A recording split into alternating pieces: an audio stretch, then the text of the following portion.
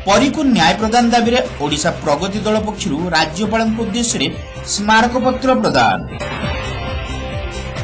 विभिन्न दाबी नहीं ओडिशा प्रगति दल पक्षर सोमवार दिन राज्यपाल उद्देश्य एक स्मारक पत्र प्रदान करा जायछि। संगठनर सभापति विमल महापात्र नेतृत्व में सक्रिय कर्मकर्ता माने अतिरिक्त जिलापाल को भेटी सांप्रतिक स्थिति रे राज्य ठारू जिला पर्यंत देखा देइतिबा अचलावस्था संपर्क में अवगत करथिले।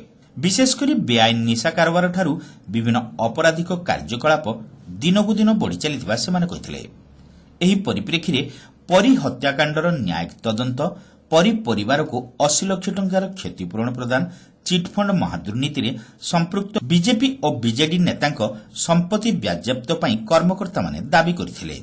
एने उचित पदक्षेप ग्रहण करा न गले आगामी दिन में ओडिशा प्रगति दल आंदोलन को ओह्लाइब बोली सेमाने चेतावनी दैथिले।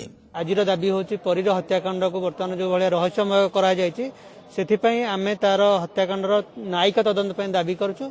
आ सेकेंड है आमर परीर परिवार को 80 लाख टंका क्षतिपूरण देवा पई आमर दाबी।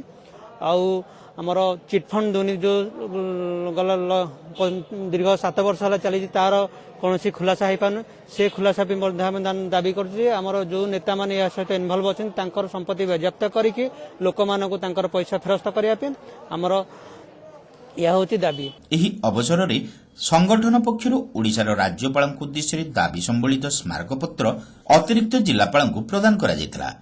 स्मारक पत्र प्रदान बेले श्री महापात्र समेत संगठनर उपसभापति विश्वजित बारिक, युव सभापति दुर्गा सागर दे, छात्र सभापति निहारंजन दास, महिला शाखा उपसभापति क्षीरोदित नाय मिश्र प्रमुख उपस्थित थिले।